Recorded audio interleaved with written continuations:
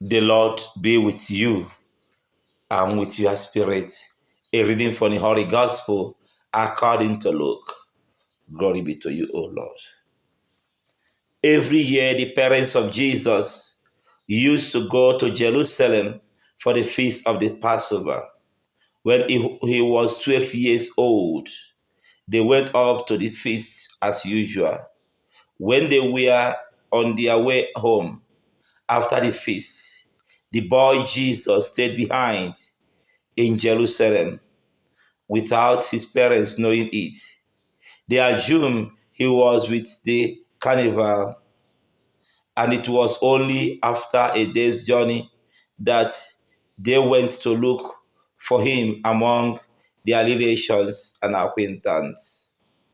When they failed to find him, they went back to Jerusalem looking for him everywhere. 3 days later, they found him in the temple, sitting among the doctors, listening to them and asking them questions.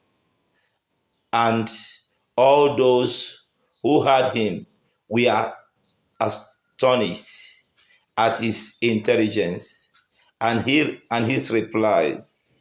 They were overcome when they saw him, and his father said to him, "My child, why have you done this to us? See how worried your father and I had been looking for you." "Why are you looking for me?" he replied. "Do you not know that I must be busy with my father's affair?" But they did not understand what he meant. He then went down with them and came to Nazareth and lived under their authority. His mother stored all these things in her heart, and Jesus increased in faith, in stature, and in favor with God and men. The Gospel of the Lord. Praise be to you, Lord.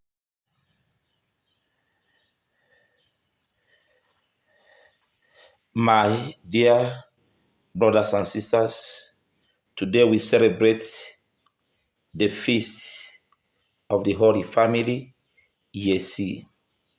The theme of our reflection this morning will be the Holy Family, a model of love, a model of faith, and a model of obedience.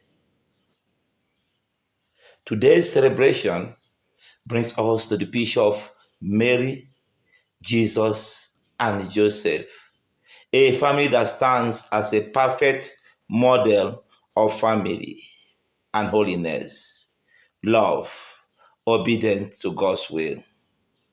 In a world where families face various challenges, this feast reminds us of the importance of building our homes on the foundation of faith, on the foundation of mutual love, and of foundation of trust in God. Let us reflect on the qualities that made Holy Family a source of inspiration for us all. The first reading from first book of Samuel presents Hannah, a woman of deep faith, who dedicated her son Samuel to God. Similarly, Mary and Joseph entrusted their life to God, even in the face of uncertainty. Mary accepted the angel's message, saying, "Let it be done to me according to your word." Joseph obeyed God's instructions in dream, protecting and guiding his family. Faith is the cornerstone of a holy family. When family trusts in God, they can overcome trials and challenges together. In the second reading, St. Paul emphasizes virtue that builds strong relationship, compassion, kindness, humility, gentleness, patience. He also highlights the importance of forgiveness and love as the bond of perfection.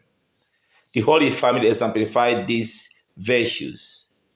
They love one another selflessly, and their home was filled with mutual respect and understanding.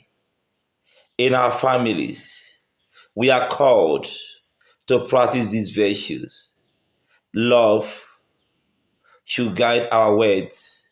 Love should guide our action, creating an environment of harmony and peace in our families. The gospel reading, the Gospel of Luke, recounts the story of 12 years old Jesus in the temple. Although he astonished the teachers with his wisdom, he obediently returned to Nazareth with Mary and Joseph and was subject to them.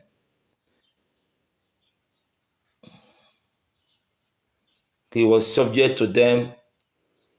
This teaches us that even the Son of God valued family life and respects his earthly parents. Our obedience and responsibility are vital in every family. Parents must guide their children in the way of the Lord, while children are called to respect and honor their parents. Do we show our children the way of the Lord? As children, do we respect and honor our parents? The Holy Family faced numerous challenges. They faced poverty, they faced exile, they faced threats of Herod, they faced challenge of a woman getting pregnant without the husband being involved. Yet they remained steadfast in their faith and love. Today, families face a lot of struggles. How do you handle your struggles? The family of Joseph and Mary, they faced their struggles. If your wife you want to marry get pregnant before you knew it, and you know you're not the person involved, how would you see it? You went to the mall or on Christmas Day with your child, and your child is there and it jumping castle, jumping, and your wife followed you and went home without your wife. How would you feel? After giving birth to your child, before you gave birth to your child, what happened? You find out that there is no space in the hospital, not that you don't have money. And at the end of the day, you find your wife giving birth in the manger. How would you say it? After you gave birth, the king want to kill your child. How would you say it? On the day of the dedication, one of the elders in the church took your child and spoke bad about your child and spoke bad about your wife. Would you take it to your heart? Can you see yourself? They are killing your child before you. And your child, instead of saying, Mama, I'm coming down, don't cry again. Your mother entrusted you to another person, and I entrusted another person to you. How would you feel? And this is what happened in this Holy Family.